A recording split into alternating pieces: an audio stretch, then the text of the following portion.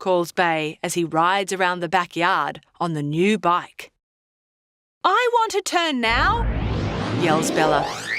But it's my turn, Bay shouts back.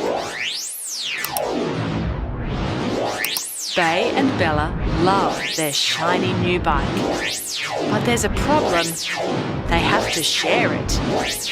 Tweet! Too much noise, squawks Peppy.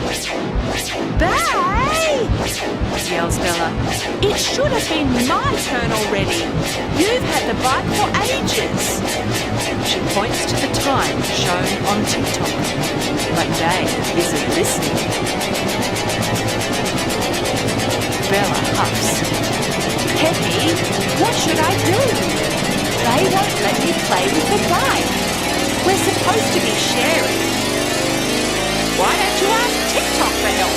Cheeps Peppy. Bella taps TikTok twice. TikTok, I have a problem. I want to have my turn on the bike, but Bay isn't letting me. What should I do? TikTok lights up. Bella, you have 4 choices. You can scream loudly at Bay. You can push Bay off the bike. You can wait and play with another toy. Or you can ask Bay nicely. TikTok explains. Bella thinks. Choose before she